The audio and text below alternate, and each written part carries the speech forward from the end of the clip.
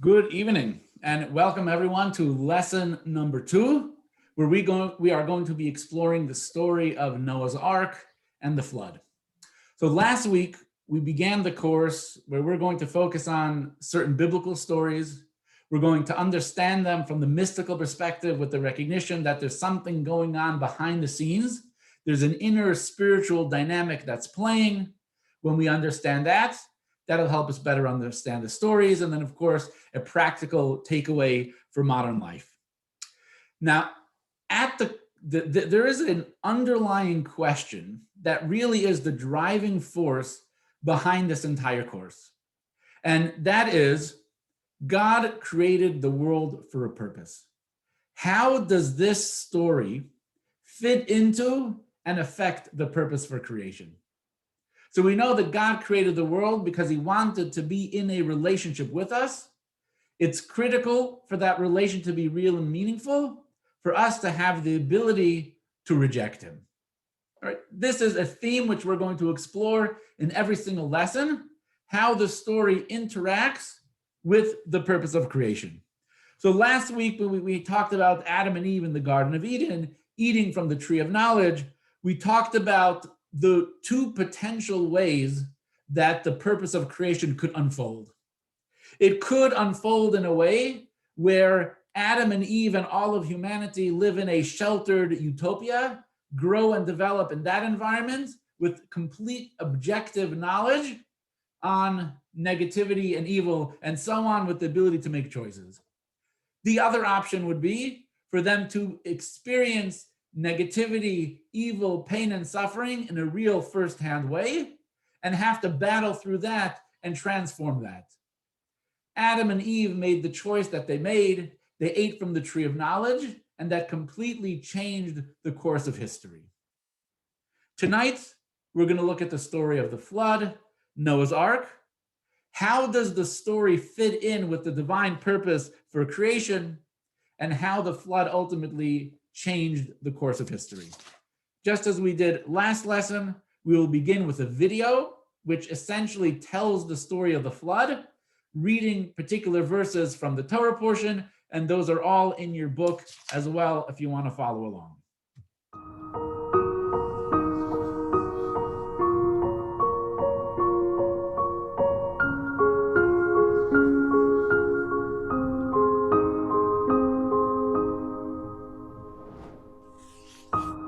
God saw that the evil of man was multiplying upon the earth, and that every impulse of the thoughts of his heart is only evil all day, and he was pained to his heart.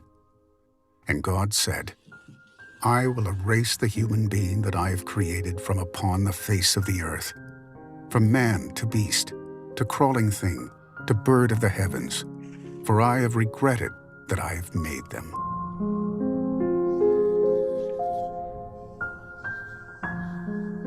But Noah found grace in the eyes of God. These are the chronicles of Noah. Noah was a perfectly righteous man in his generations.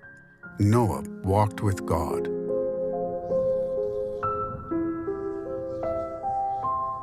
Noah fathered 3 sons, Shem and Ham and Japheth.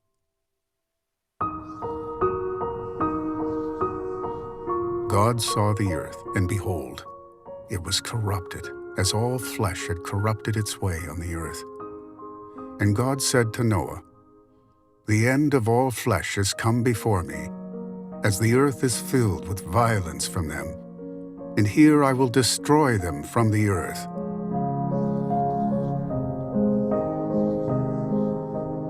Make yourself an ark of gopher wood, and coat it from within and from without with pitch.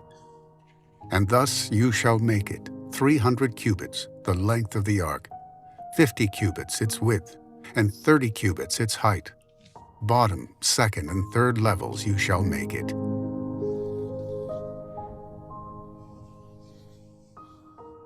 And here I will bring the flood of water upon the earth. All that is on the earth shall expire. I will establish my covenant with you, and you will come into the ark, you and your sons, and your wife, and your sons' wives with you. And from all that lives, 2 of each, bring into the ark to keep alive with you. Male and female they should be. And Noah did as all that God commanded him.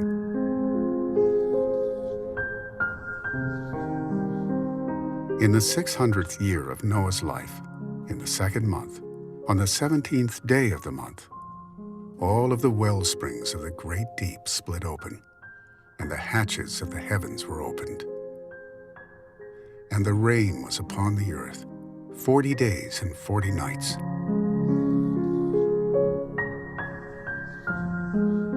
The waters increased, and they lifted the ark, and it rose above the earth, and the ark moved upon the surface of the waters, and the waters surged upon the earth 150 days.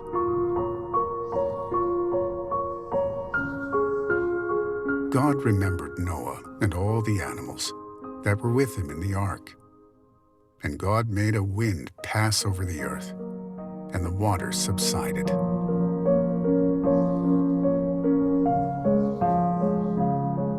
In the 7th month, on the 17th day of the month, the ark rested upon the mountains of Ararat.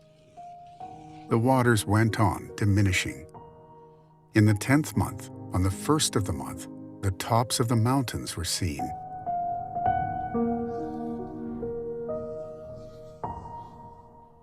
And it was in the 601st year, in the 2nd month, on the 27th day of the month, the earth was fully dried. And God spoke to Noah to say, "Go out from the ark, you and your wife, and your sons wives with you. All the animals that are with you, take them out with you."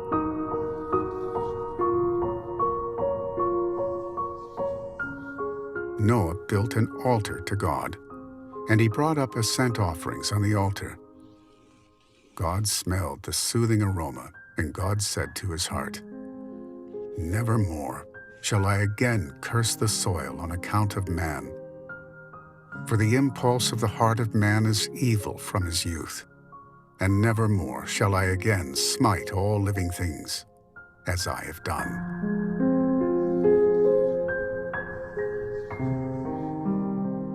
God blessed Noah and his children, and he said to them, "Be fruitful and multiply and fill the earth. And the awe and dread of you will be upon all animals of the earth. In your hands they are given."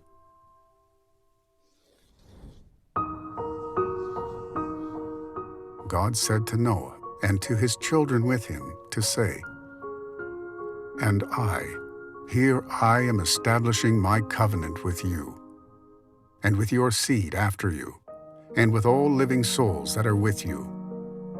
My bow I have set in the cloud, and it shall be a sign of covenant between me and the world. And it will be, when I darken clouds upon the earth, and the bow will appear in the cloud. And I will remember my covenant, which is between me and you and all living souls, that the waters will not again become a flood to destroy all flesh. This is the sign of the covenant that I have established between me and all flesh that is upon the earth."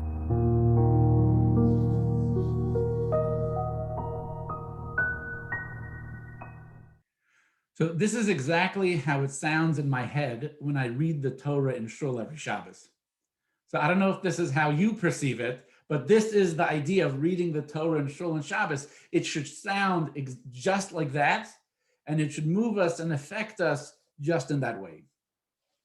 So listening to the highlights of the story of Noah, the flood, the aftermath of the flood, there's probably like around 500 questions that may come up in your mind.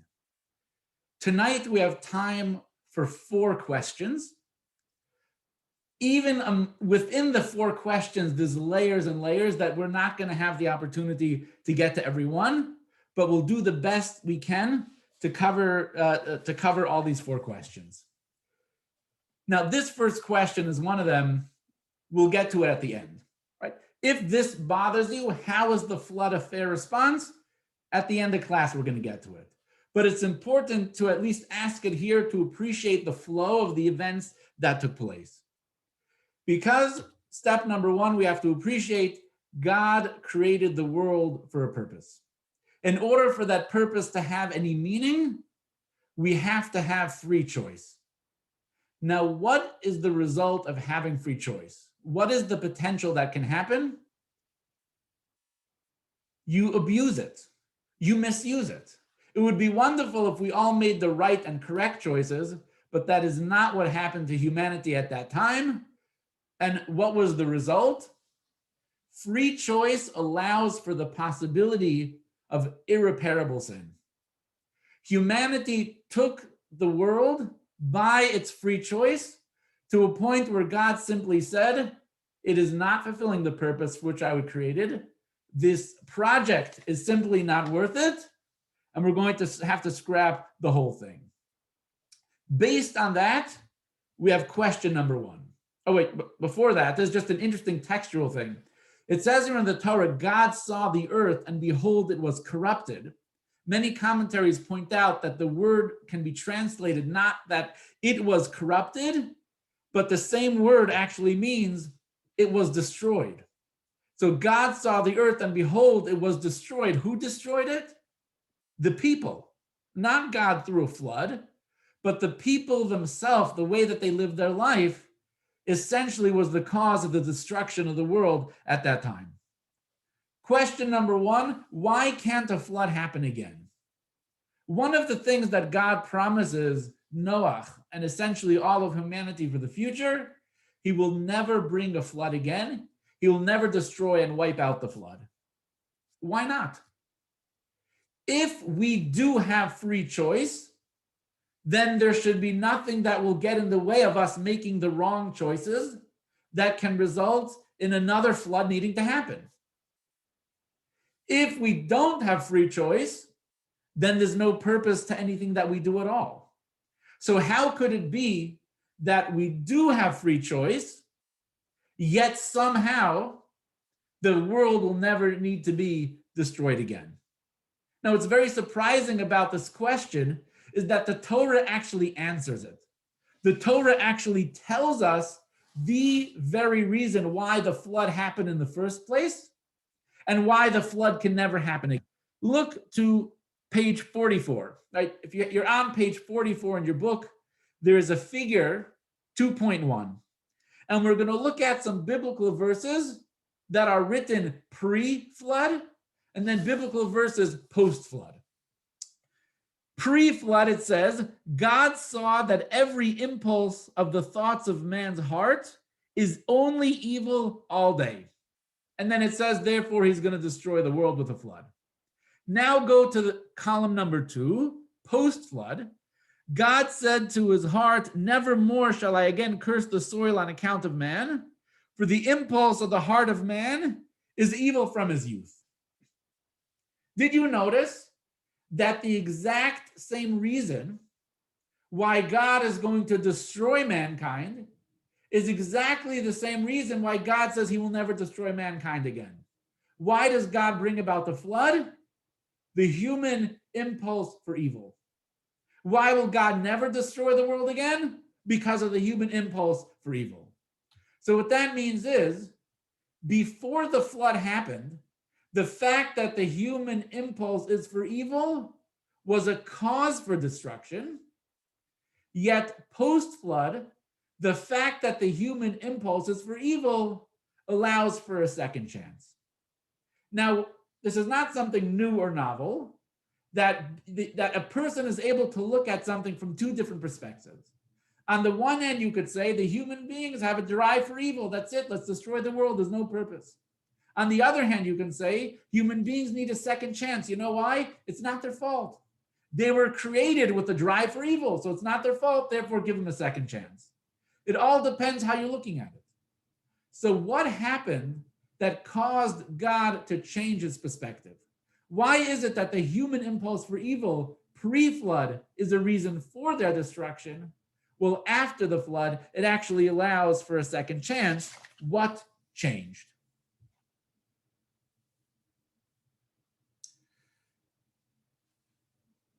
A lot of the Torah portion focuses on the timeline of the flood story. The dates when the rain started to fall, the date when the water started to churn, the date when the water started to recede, took 365 days. Plus, the Torah tells us about the construction project that Noach did 120 years to build the ark, the size of the ark, the shape of the ark, the levels that are in the ark, the animals that had to come into the ark, the provisions that are into the ark. Why? Why an ark and a year-long flood? What's the reason? Let's go to text number 2, page 45. Karen, would you like to start us off? If you could unmute yourself, page 45, text number 2.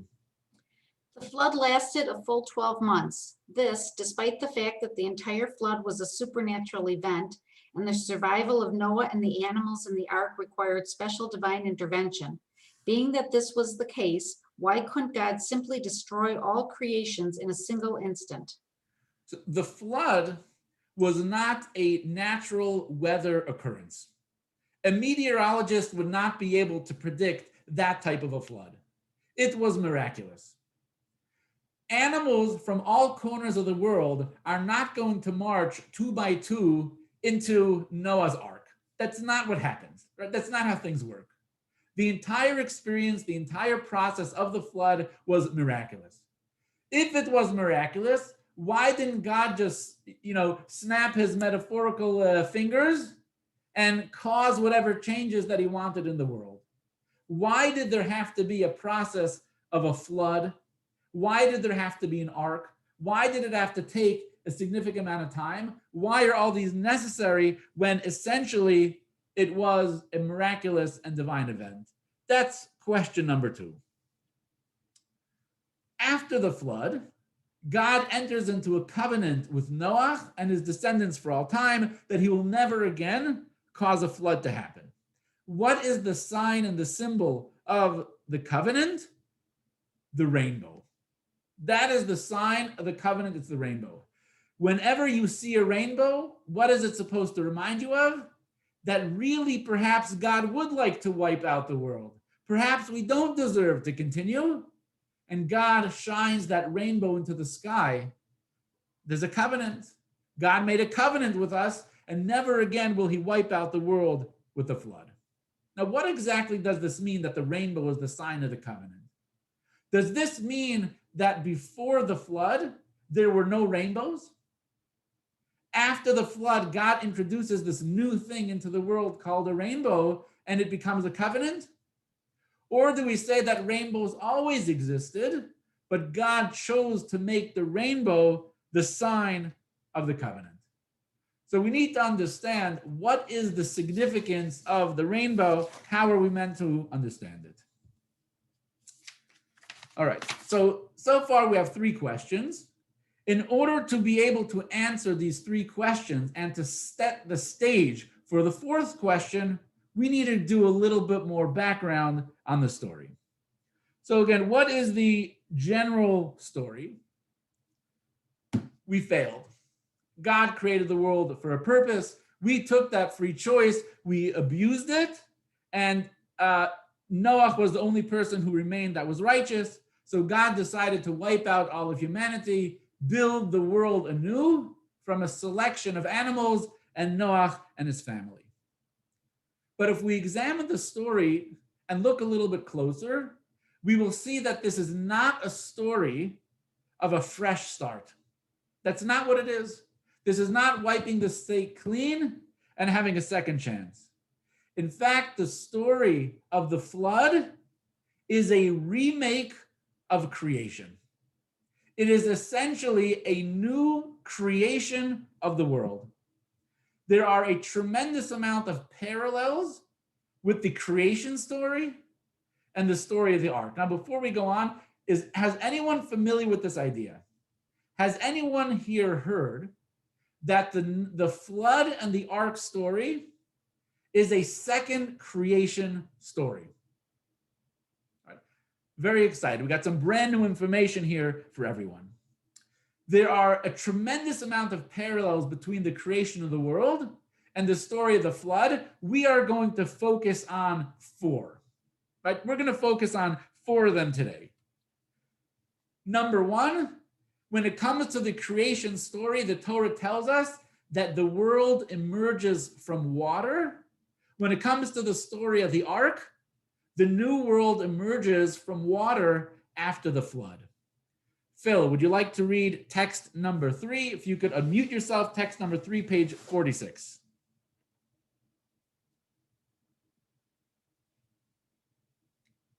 Could you, there you go. Okay, you can hear me now? Okay. Yep. All right, text number, which one? Text number 3, page Okay. 46. Got it, okay. The earth was desolate and void, and darkness was on the face of the watery depths, and the wind of God hovered upon the surface of the waters. God made the firmament, and he separated between the waters that are below the firmament and the waters that are above the firmament. And God said, the waters below the heavens shall pool to one place, and the dry land shall be seen, and it was so. So these are a few verses from the Torah portion of Bereshis, which describes the process with which God created the world. 4 elements are mentioned in these verses. Element number 1, that when God created the world, it was first submerged in water. Right? The earth, the world was submerged in water. Number 2, there was a spirit of God, there was a wind of God, which hovered over the earth. Another point, it says that God separated the upper waters and the lower waters. And finally, it said God caused the water to recede and dry land emerged. So those are 4 points about the creation of the world itself, which exactly those 4 points are paralleled beautifully in the story of Noah's Ark and the flood. In the story of Noah's Ark, the earth is completely submerged in water. In the story of the flood, the Torah tells us that God unleashed the waters from above and the waters from below. Yes, In the story of the flood, it says that the wind of God, the Spirit of God, came across the earth. And finally, it says the waters of the flood receded and the dry earth came about. So this is parallel number 1. The story of the creation of the world is reflected in the story of the flood. Parallel number 2. God created the world using 10 utterances. What is it that saved Noach and his family and secured the future? An ark. How do you say ark in Hebrew? Teva. The word teva actually means word. That's what it means. The literal translation of teva is a word. So again, the creation of the world, the story of the flood parallels and mirrors the creation story. The world was created with 10 utterances. And again, it's the word that is going to usher in the new world after the flood. Parallel number 3.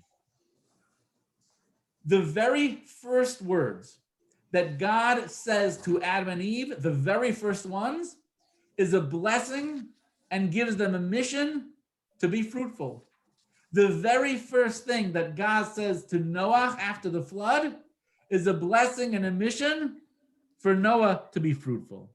If you look at page 47 in your book, figure 2.2, we have the chart which perfectly compares these 2 statements. We're not going to read it now because we are short on time in general in these classes, but you can see how the verses perfectly mirror and parallel exactly. Blessings and mission to Adam to be fruitful, a blessing and a mission for Noah to be fruitful. Parallel number 4. In the creation story, Adam and Eve are in the original utopia, the Garden of Eden.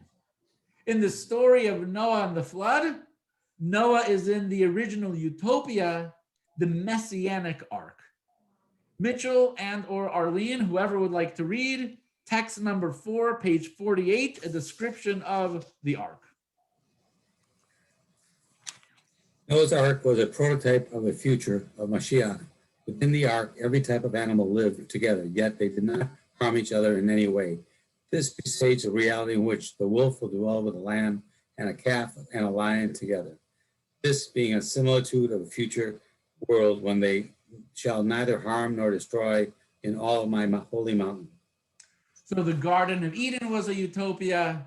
The ark was a utopia as well. On page 49, there's a chart of these four parallels, these four similarities between creation story number 1 and creation story number 2. There's a fifth one here as well, but we definitely will not have time to get into that tonight. However, there are a few differences as well, and the differences are important. Difference number 1. In the story of creation, the Garden of Eden was planted by God. So the utopia in which Adam and Eve were placed in was created and planted by God. However, the ark, which was the messianic utopia of Noach, was constructed by human beings. So here we have a very important difference. Garden of Eden was planted by God, while the ark was created by human beings. A second difference, the Torah describes that the Garden of Eden was only created after the waters receded. So it begins with earth being submerged in water, but the Garden of Eden only exists and appears after the water receded, while the ark existed simultaneously with the flood. So again, a very important distinction. The flood and the ark coexisted, while the Garden of Eden only emerged after the water receded.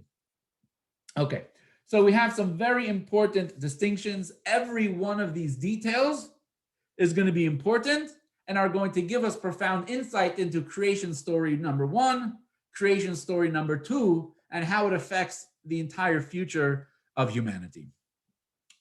Now that we understand that the story of the flood was essentially creation story number 2, we are ready for question number 4. Why didn't God create the world right the first time? Now, we can understand that as human beings, we have faults, and sometimes we need a do-over. A person might open up a business, and the business fails, so you open a second business. Sometimes a person enters into a marriage, and the marriage fails, so a person goes into a second marriage. Sometimes a person wants to write a book. The story doesn't flow, it's not happening. Put that aside, you write another book. It's a very human type of activity. But God, why didn't God create the world right the first time? If God says to us that he will never destroy the world again with a flood, that means by definition that the world will never be worthy of being destroyed by a flood. Why? How come the first creation, it was possible for the world to get to a state that it would be deemed unnecessary and it could be destroyed, yet not the second time? So again, why didn't God create the world right the first time? Good question. Okay, so to recap these 4 questions, question number 1, why can't it happen again? What changed before the flood to after the flood that it'll never happen again? Question number 2, why is it a long process? Noah built the ark, it took him 120 years. From the first drop of rain till Noah left the ark, it was 365 years. Why do we have this whole process? What's it all about when it could have been done miraculously? Question number 3, what is the significance of a rainbow? How is it the symbol of the covenant between God and mankind that there'll never be a flood again? And finally, question number 4, why not begin with plan B? What's the deal with plan A? Does this question remind you of a question that we asked in last week's class?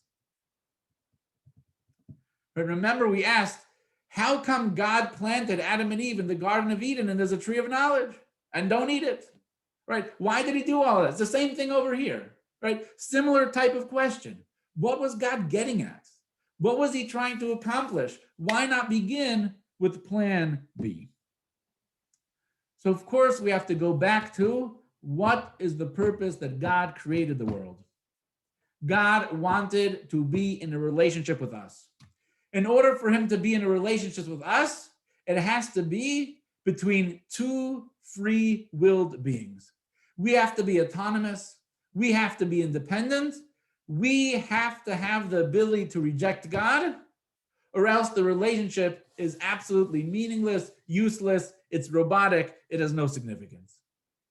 So critical, we have to be independent. Now, when it comes to being in a relationship, there are two different types of relationships. There are top-down relationships, and there are bottom-up relationships.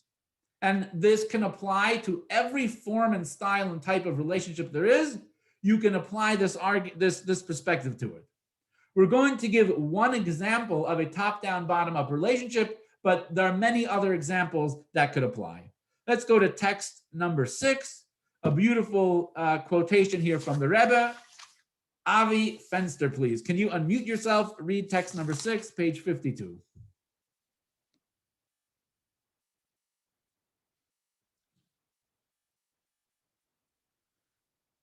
Are you able to? Okay. All right. Okay, I'm all set. Okay. Text 6. Text 6. Okay. We can better understand the difference by using the example of a teacher imparting ideas to a student.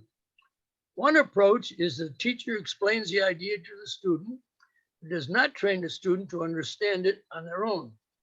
The second approach is the teacher provides the student with the tools by means of which the student can study and understand the idea on their own. Each of these two approaches has an advantage over the other. In regard to the personal development of the student, the second approach is better, as only this approach imparts the ability to independently learn and understand. But in regard to the quality of the reception of the idea itself, the first approach is better because the way that the student understands the idea on their own is inferior to how the teacher teaches. So we have two different types of relationships that can be between a student and a teacher and a student. Top down, bottom up. Each one has an advantage and each one has a negative. When you talk about a top down relationship with the teacher, the better the teacher is, the greater the student is going to have the ability to learn. The downside is the student is not going to develop skills necessarily on his own. All that the student will have is what the teacher gives him. When it comes to the bottom up relationship, the teacher is giving the student the skills and the talents, the ability to study and learn and grow on their own. The downside is the student might not really understand the material in the way that the student should, or in the way that the teacher ultimately will convey it. The common denominator, of course, is that they have to be willing participants and you have to behave. What happens in a top-down relationship if the student, A, either abuses the information that the teacher gives to the student, or if the student is simply not listening at all? What's going to happen? The teacher is simply going to stop teaching, right? That's the bottom line. So what's the difference between a top-down relationship and the bottom-up relationship? A top-down relationship is all going in one direction. The teacher is teaching, the student is receiving, top-down. In a bottom-up relationship, it's different. The recipient can initiate. The recipient plays a powerful and significant role into whether and how the teaching is going to be effective or not. The Rebbe says, this is the difference between a pre-flood world and a post-flood world. The way that the pre-flood world operated was a top-down perspective. The way the post-flood operated was a bottom-up perspective. Mark, could you please read text number 7 on page 54? The goodness that the world possessed before the flood derived not from its own nature, but from the fact that it was so created by God. Therefore, when the sins of the generation of the flood corrupted the world to such an extent that the earth was filled with violence, there was no longer any purpose to its existence. The world had fallen so low and had so far distanced itself from its creator that the divine desire for a world was withdrawn. On the other hand, after the flood, the world possessed the ability to elevate and refine itself on its own. Therefore, even when it falls to a very lowly state, it can repent and lift itself up. This is why God made a covenant that never shall all flesh be cut off, and never again will there be a flood, regardless of the world's moral state. So in this text, the Rebbe gives us a very technical answer why the flood can never happen again while the world is never going to, while the world will never be destroyed. The difference is top down versus bottom up. So let's go with the example of the top down. From a top down perspective, if a teacher is teaching a class, but there's nobody there, there's nobody in the room, does the teacher have a class? No, that's not a class. There is no class. There's no class happening. It's done. It's over. Before the flood, the relationship that God had with mankind was top down. If the student was not participating, there wasn't a class, there was no program taking place, and it was going to be destroyed, and there was a flood. In the post-flood situation, God switched. His model of relationship with mankind was bottom up. In a bottom up relationship, the teacher says, here's the book, here's the assignment, this is what you need to do, and go do it. In whose hands is it to accomplish that goal? It's in the students. The student has the book, the student has the text. At any moment in time, the student can hit the books and make it happen. You could be goofing off, you could stay up all night, do whatever, but it's in your hands. You have the capacity, you have the ability to do it. Therefore, the technical reason why the flood, while God will never need to destroy the world again, and why a flood will never happen, is because it is in our hands.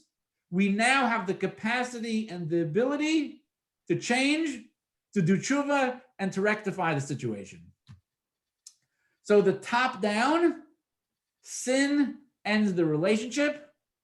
Post flood, it's a bottom up.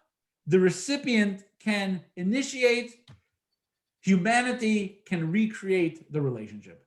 So the answer to question number one, why can't it happen again? Because humanity can recreate the relationship. Anyone have any questions, comments on question and answer number one? Before we move on, I want to make sure that this is clear.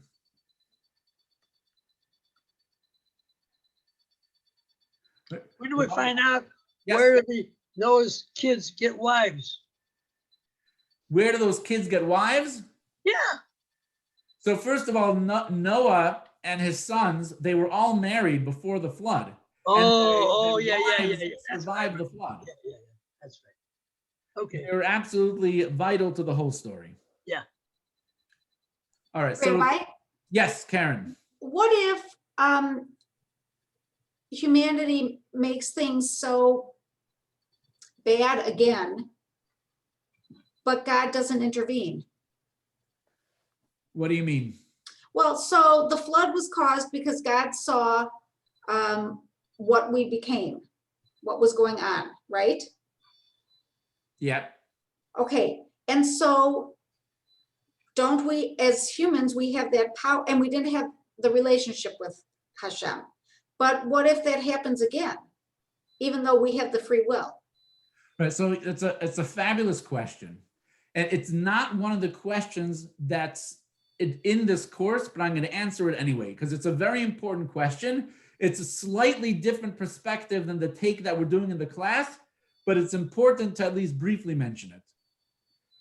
the waters of the flood were considered to be like a mikveh.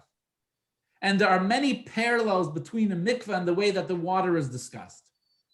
The result is that the earth itself and mankind itself became more spiritually sensitive. What does it mean that we became more spiritually sensitive? What happens when a person makes a bad choice? It leads to another bad choice, which leads to another bad choice, which leads to another bad choice. Before the flood, the world was so coarse and material and unrefined that if we made a bad choice, it led to another bad choice, which led to another bad choice, which led to another bad choice. The end result was a world that was irredeemable, that lost its purpose for existence. After the flood, the world was purified, it went to a mikveh.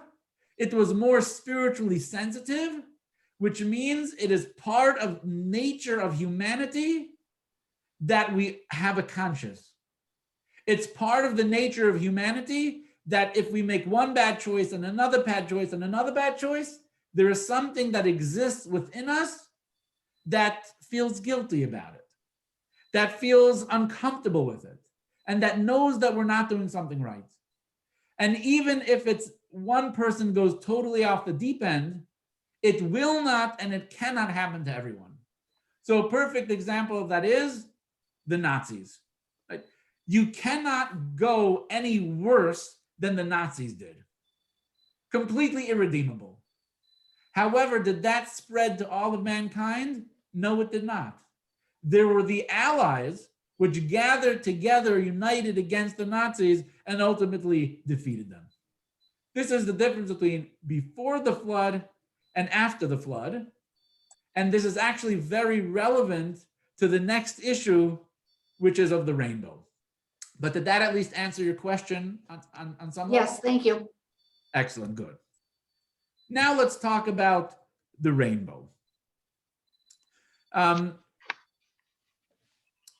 The fact that the post-flood model of the world is different from the pre-flood model is not only within the mind and the heart and the soul of mankind, but it literally affected nature as well. And the prime example and the symbol of that is the rainbow. So first, what is a rainbow? Short clip explaining the science behind rainbows.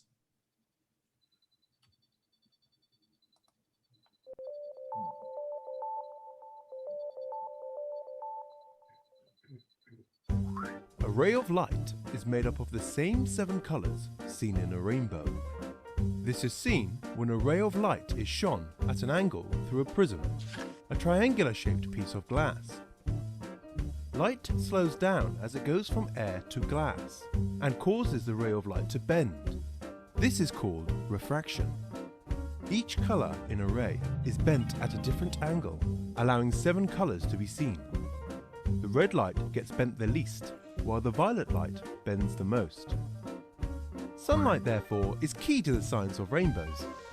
Light travels more slowly through water than air, so that raindrops act as prisms, bending, separating, and reflecting the light that shines through them. We can see a rainbow because the separated light is reflected toward our eyes. All right, I hope you enjoyed that brief clip, which explains the science behind rainbows. All of the colors, of course, are included in the sunlight.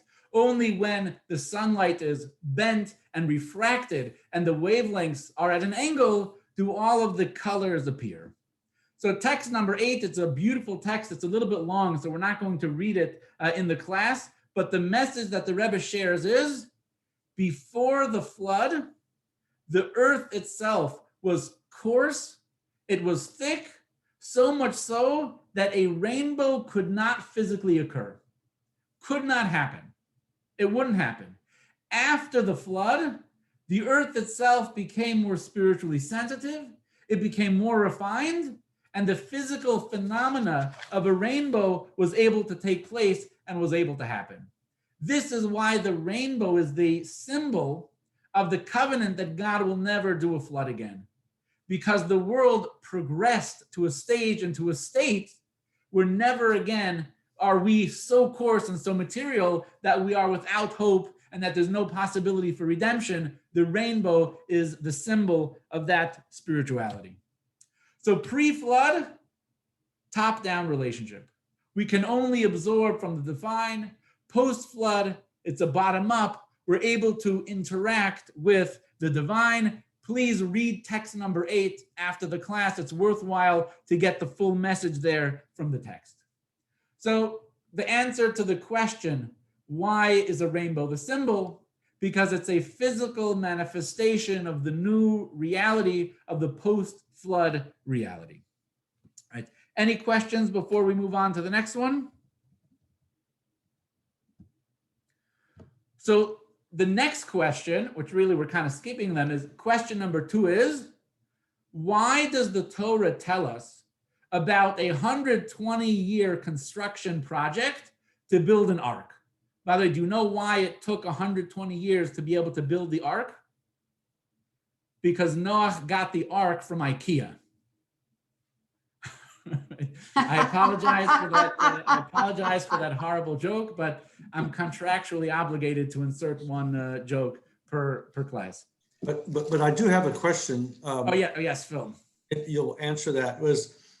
I assume there were other boats during that time, and was this boat, was the ark an extremely large, huge entity compared to other boats, or did other boats not exist at that time? The ark was a tremendously large boat. I believe it was the size of 3 football fields in length and the size of about like 1.5 football fields in width. It took him 120 years to build it. This was a massive boat that was designed to survive the superstorm of all storms. So whatever other boats that were out there, they were tossed and turned and capsized like the Titanic. They simply were not able to survive. So again, we have this 120-year project to build an ark. It has 3 layers. There's different compartments. There's different provisions. We have a flood that takes 365 years with rain, with churning, with waves, with all this stuff going on. Why didn't God just go like this? The first project was a bust. Let's start it again with the new model. Why did he do that? The answer is, of course, top-down model versus the bottom-up model. The top-down model is everything is determined by the giver, right? We talked about the teacher. The most critical element of the engagement is the quality of the teacher. If the student is a poor student, it doesn't matter. The teacher is so good, the teacher determines and defines the success of what's going to take place, right? That's at least the most important element. What about in a bottom-up type relationship? What's the most critical? What's the most important? It is determined by the recipient. Even if the student is a weak student, even if the student is making trouble, it is up to the student at any moment in time to change, to transform himself, and come back to the books. How does this translate to pre-flood? The pre-flood experience was all about the top down. It was all about God's perspective. It was all about divine action. What is the world post-flood supposed to look like?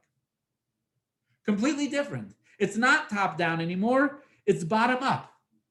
Post-flood, it's all about a natural process. It's a completely, totally different process. It's not top down. It's now bottom up. Therefore, if there's going to be a new world that's going to be built, you have to make it. You have to create it. You have to build the ark and you have to ride it out, because the Torah tells us it's going to be raining and it's going to be windy and the water is going to be churning. But it's up to you, because the post-flood world is bottom up. The post-flood world is put in our hands. Therefore, there's somewhat of a natural process that has to take place in order to make it, create it, and give it out.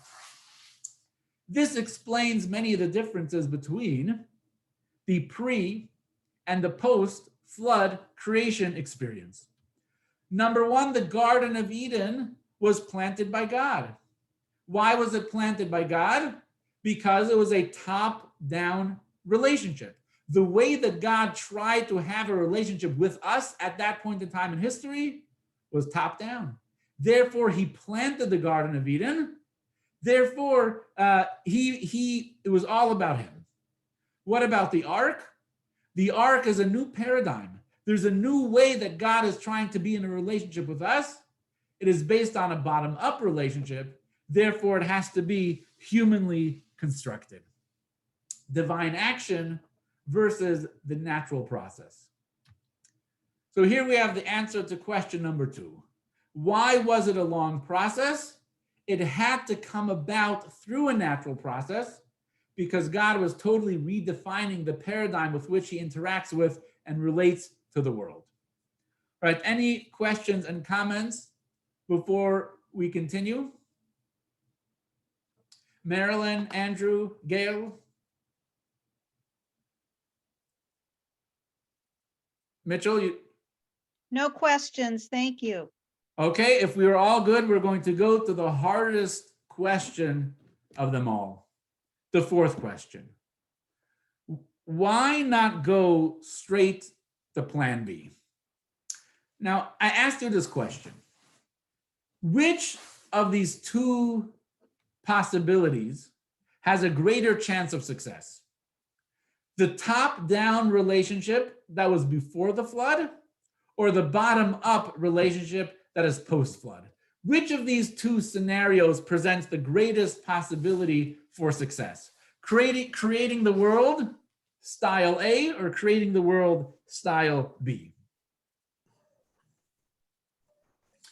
B. B, absolutely. The proof is what happened to style A. It was a complete disaster. It was a complete disaster because style A was basically a world full of a bunch of trust fund kids who never had to accomplish or do anything in life, right? It's not a very high chance of success. Being that's the case, why did God start with plan A and not start with plan B? Why did God begin with a top-down relationship, which did not work, and move into the bottom-up relationship? I want to see if you can come up with some type of answers here.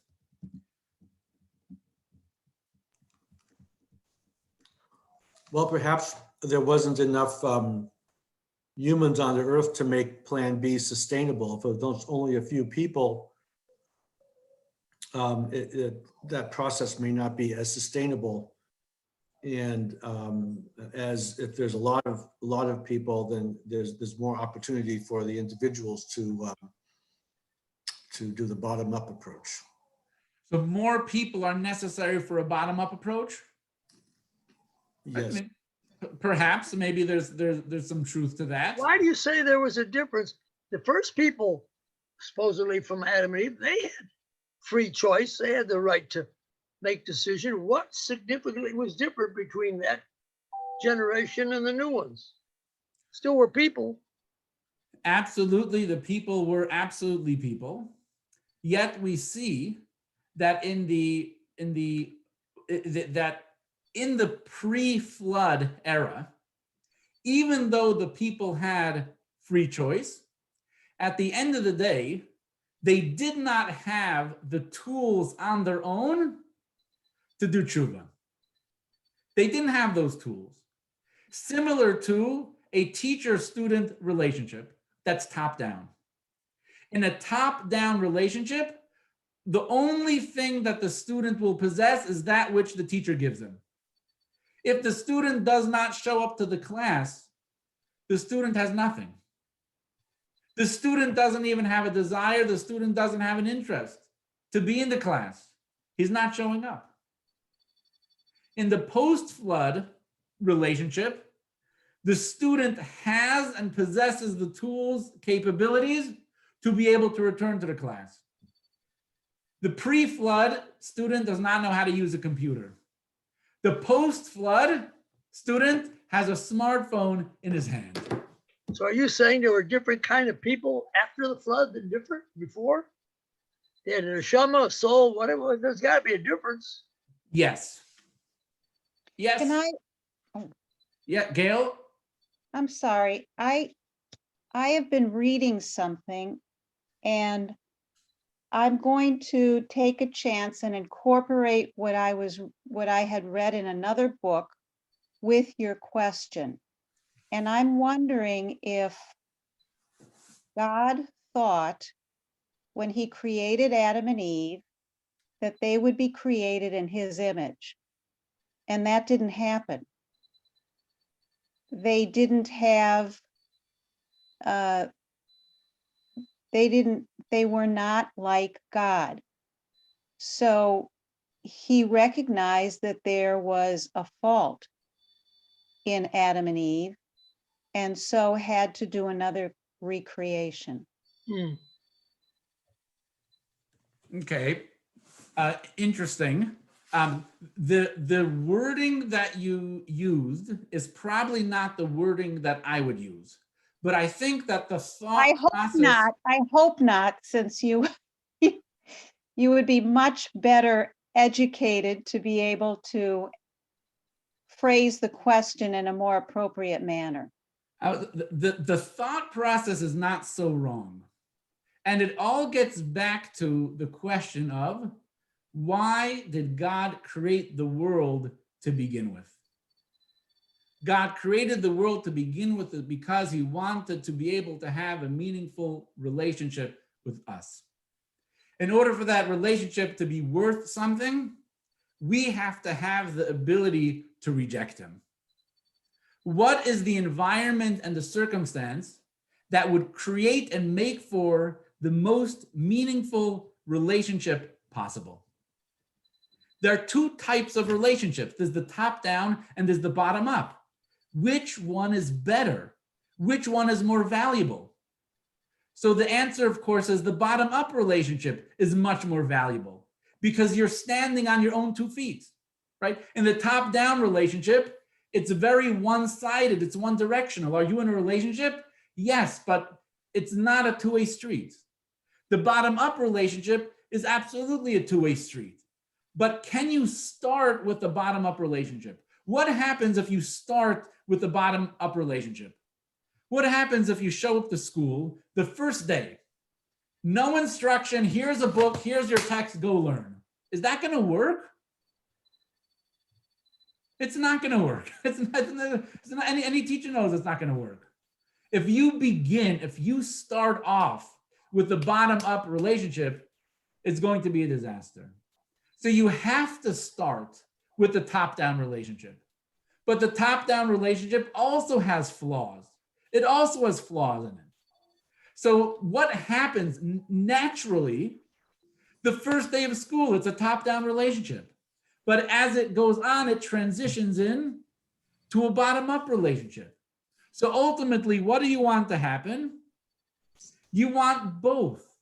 You need to have a top down relationship and you need to have a bottom up relationship. This answers one of the questions that we asked before. When God created the world, the Garden of Eden emerged after the water receded. But the ark and the flood coexisted at exactly the same time. Because we need the top down and we need the bottom up relationship. With the pros and the cons, with the advantages of both, that's how you create the most deep and meaningful relationship. All right, we're gonna skip this section here. Okay, so creation was created after the waters receded. With the ark, it existed simultaneously with the flood. Why? This represents the unification of both models. Okay. Any questions and comments before we conclude?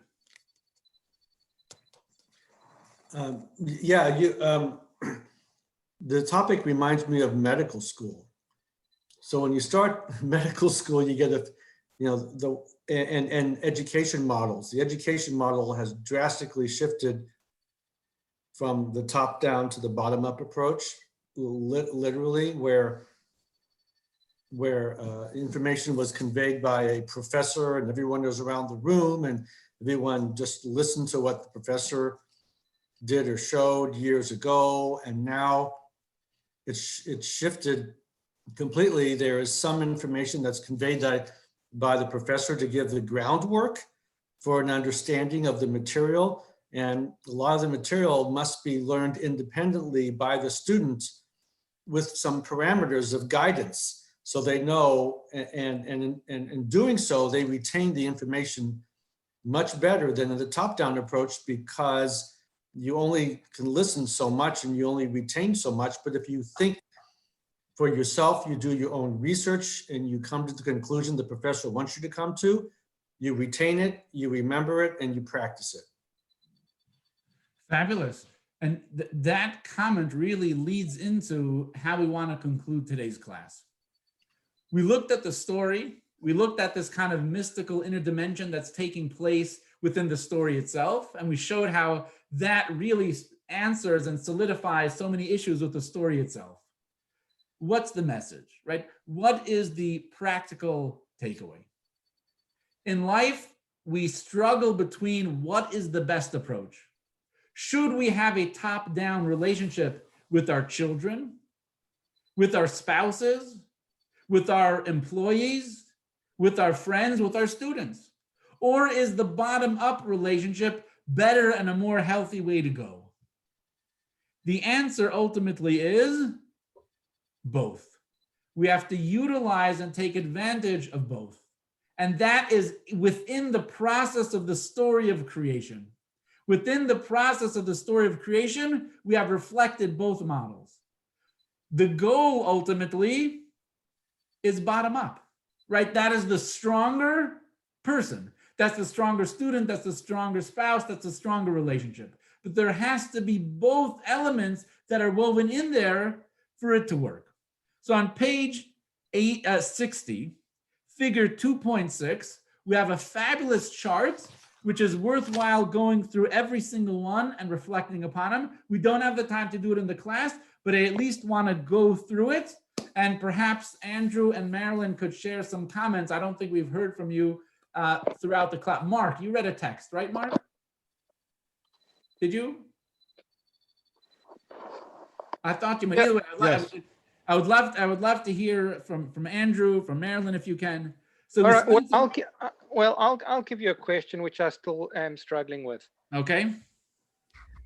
You know, you can talk that there's a top and bottom down needs to be unified for it to work. So then why, if that's the case, does God turn around and say, I regret, the creation before the ark? He actually uses the word I regret, which, if he was going to build both of them, he could have just said, all right, I'm moving to the flood. Why does he use the word regret? Because that assumes to me that, or it tells me that he wasn't happy with merging the two of them together.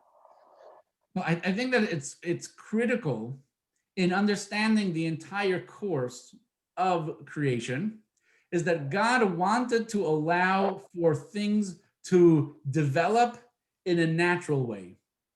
He didn't want to force things on us. He didn't want to force the tree of knowledge on us, even though it was better that we had the knowledge. He wants us on our own to make the choices that led to the result of the tree of knowledge. Otherwise, it would not be fair. Similarly, ultimately, we need to get to the bottom-up approach. But to just force us and put us right into it, it would not have been fair to us, and it would not have been successful. Yeah, So that, to begin, that's yeah. fine. But still, then he uses the word I regret it, which just seemed to suggest that it was a complete failure. So I mean, I just would have thought that God wouldn't have used the word I regret it and just continued into the story or into the plan. But, as a teacher, it would be ideal.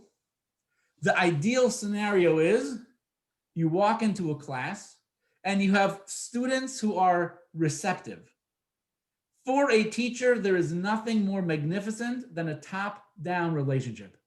You walk into a class and you have a dozen students, their eyes are open, their ears are open, there's no distractions, and all they want to do is listen to you talk, right? There is nothing better. So from the perspective of an ideal relationship, top down, let's set this up top down. But what happens is, if those students do not want to be any part of that top down relationship, and they act as if you are not even in the room, you know what a teacher is going to feel? I regret doing this. Right? I regret this choice of profession. I regret this job because this whole thing is absolutely a disaster. And you have to move to a different strategy, right? There's going to be a totally different paradigm, but there still has to be a teacher, right? If there's no teacher, you got nothing. You got chaos. It's not going to work. So you begin with that teacher, with one paradigm, and regret the fact that it did not work, right? You regret the fact that it's not accomplishing what you need to accomplish, but you don't scrap it, forget it, and eliminate it. We don't give the school over to the students. That's it. We don't need teachers anymore. We don't need a school anymore. Here's a book. Here's the internet, right? Let's shut down all schools. We give every kid Google, and that's it. What kind of success do you think you're going to have? It's not going to work. So yes, the student and the human being who on their own can apply themselves and grow, that's where we need to be. But you need to have the concept of a teacher there as well. Is that helpful at all, Andrew? That's okay. All right, we're making progress. Again, there are so many questions and you can analyze it from every different angle and perspective, but I hope that we're moving towards a perspective of how to look at the world. God wants to be in a relationship with us, right? We need to have free choice. It has to be a process that unfolds naturally in the most healthy way. Our choices, our actions, our behaviors have to play a critical role. So again, these questions for discussion on figure 2.6, I'm just going to highlight the one that says philanthropist and beneficiary. Top-down model, the philanthropist contributes money to feed and clothe the needy. Option, top-down. Then we have the bottom-up. The philanthropist funds educational and employment opportunities for the needy to lift themselves out of poverty. It's very different, right? We can't ignore the top-down because the bottom-up is better. And we can't ignore the bottom-up because the top-down is more satisfying. From the top-down, I gave you food, I gave you a house, you're all set, you're good to go. But is the recipient the most healthy? No. Does he have a job? Does he have the ability to completely sustain himself? No. But if you focus only on the approach, we're giving people jobs and you have to have a job and do all that kind of stuff, what about a person who's doesn't have the skills to be able to utilize that job? We can't be so harsh and cold, and you have to be able to give the person directly as well. So there's a preferred option, but we have to utilize them both. And again, we have a whole bunch of different perspectives of how we can apply this. All right, for the key points. Whoops. Right, so again, we have to be both receptive and proactive in your relationships, and the key points. Lesson 2, Noah's Ark. 1. The story of Noah's Ark raises a number of compelling questions. If the principle of free choice dictated that the world could become so corrupted that the very basis of its existence was destroyed, why can't it happen again? Why a year-long flood and an ark that Noah labored for decades to build? Couldn't have God destroyed the world in an instant and then created a new one? How does the rainbow symbolize the new world order generated from the ark? If the first version of creation was vulnerable to such catastrophic failure, why didn't the Creator go straight to Plan B? 2. The various relationships that comprise our lives come in two forms. A top-down model in which one party gives and the other receives. B, a bottom-up model in which the recipient is equipped with the tools to initiate the relationship on their own. Each of these two models has advantages over the other. 3. Before the flood, the relationship between the Creator and His creation was defined by a top-down model. When the world ceased to become worthy of the divine gift of life, the entire basis for the relationship was undermined. After the flood, God established the relationship on the bottom-up model. The world now inherently possesses the ability to elevate itself and interact with the divine. So the possibility for a renewed relationship always remains. 4. A rainbow is formed when water vapor rising from the earth interacts with sunlight streaming down from above to extract from the light previously unrevealed colors and beauty. Thus, the rainbow symbolizes the new bottom-up model for the relationship between Creator and creation. 5. The post-flood world was not a new creation. Rather, it was generated from the remnants of the pre-flood world preserved in the ark. As a result, our own existence incorporates both models, empowering us to draw on the advantages of both worlds. 6. The story of Noah's Ark teaches us to strive for the best of both worlds in our relationships with each other and with our Creator. On the one hand, we need to learn to be receptive to what is granted to us. On the other hand, we need to draw on our own resources to initiate new and innovative interactions with the divine gifts of life.